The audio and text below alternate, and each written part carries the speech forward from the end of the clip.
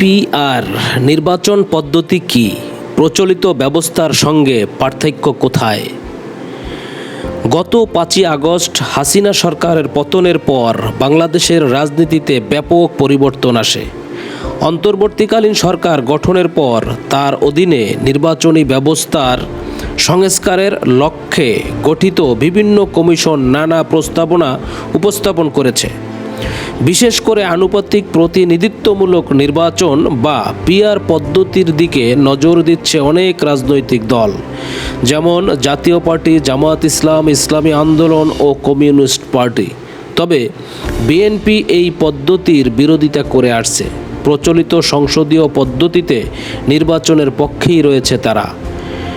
নির্বাচনী বিশ্লেষকরা মনে করেছেন আনুপাতিক নির্বাচন ব্যবস্থা গণতন্ত্রকে আরও শক্তিশালী করবে এবং ভোটারদের মতামতকে যথাযথভাবে প্রতিফলিত করবে। তবে বিএনপির আপত্তির কারণে এ নতুন পদ্ধতি বাস্তবায়ন নিয়ে প্রশ্ন উঠেছে। যদি সব রাজনৈতিক দল একমত হয় তবে বাংলাদেশ ধীরে ধীরে আনুপাতিক ভোটিংয়ের দিকে এগোতে পারে। আনুপাতিক প্রতিনিধিত্ব বা পিআর হচ্ছে নির্বাচনী ব্যবস্থার এমন একটি পদ্ধতি যেখানে আসন বণ্টন হয় প্রতিটি রাজনৈতিক দলের প্রাপ্ত ভোটের আনুপাতিক হারে। উদাহরণ হিসাবে বলা যায়, যদি কোনো দল মোট প্রদত্ত ভোটের শতকরা 10% পায় তাহলে সেই দল আনুপাতিক হারে সংসদে 10% বা 30টি আসন পাবেন।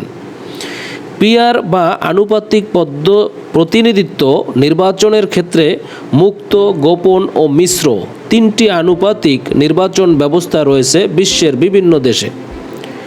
নির্বাচন বিশ্লেষক বলেন, কোনো দল নির্বাচনে যত শতাংশ ভোট পাবে সংসদে তারা সেই অনুপাতে আসন পাবে। নির্বাচনের এই আনুপাতিক প্রতিনিধিত্ব পদ্ধতি যদি চালু হয় তাহলে তা সুশাসন নিশ্চিতের গুরুত্বপূর্ণ ভূমিকা পালন করতে পারে। এ পদ্ধতিতে একটি নির্বাচনে দেওয়া প্রত্যেকটি ভোট কাজে লাগে এবং প্রতিটি ভোট সংসদে সমানভাবে প্রতিনিধিত্ব করে। তাছাড়া একটি নির্বাচনে প্রদত্ত ভোটের সংখ্যা ও হারের ভিত্তিতে সংসদে আসন বণ্টন হয়। সব ভোটারদের মতামতের প্রতিফলন ঘটানো সম্ভব এই পদ্ধতিতে ভোটের মাধ্যমে। কারণ হিসেবে অনেক সময় খুব সামান্য পার্থক্য থাকলেও অনেক দল সংসদে একটি আসনও পায় না, কিন্তু এই পদ্ধতিতে নির্বাচন হলে তাতে ন্যূনতম ভোট পেলে সব রাজনৈতিক দলেরই প্রতিনিধিত্ব থাকার সুযোগ রয়েছে সংসদে। প্রচলিত নির্বাচন ব্যবস্থার সাথে পার্থক্য কী? বর্তমান বাংলাদেশের জাতীয় নির্বাচন ব্যবস্থায় 300টি আসনে আলাদা আলাদা প্রার্থী দিয়ে নির্বাচনে অংশগ্রহণ করে রাজনৈতিক দলগুলো। ধরা যাক, বর্তমান পদ্ধতিতে জাতীয় নির্বাচনে একটি আসনে মোট 4 জন প্রার্থী 4টি দল থেকে নির্বাচন করেছে। এই নির্বাচনে ভোট পড়েছে 85%। এর মধ্যে প্রথম, দ্বিতীয় ও তৃতীয় 3 জন প্রার্থী 20% করে ভোট পেল, আর চতুর্থ প্রার্থী পেল 25% ভোট। বর্তমান পদ্ধতি অনুযায়ী চতুর্থ প্রার্থী এই আসনে সংসদ সদস্য নির্বাচিত হবেন, আর এই 3টি দলের 60% ভোট তেমন কোনো কাজেই আসছে না।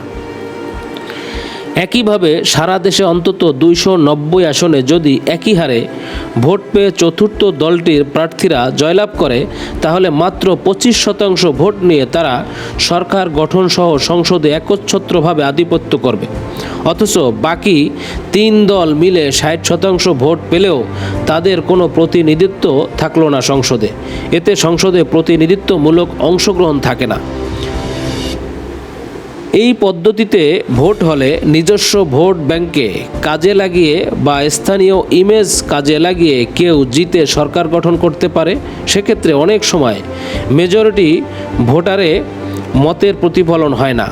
আর আনুপাতিক নির্বাচন পদ্ধতিতে ভোটের আগে প্রতিটি দল ক্রমভিত্তিতে প্রার্থী তালিকা প্রকাশ করবে। প্রতিটি রাজনৈতিক দল তার প্রাপ্ত ভোটের হার অনুসারে আসন সংখ্যা পাবে। রাজনৈতিক বিশ্লেষকরা বলেছেন, কিছু রাজনৈতিক দল সারা দেশে গড়ে 10 থেকে 15% ভোট পেলেও সংসদে তাদের কোনো প্রতিনিধিত্ব থাকে না।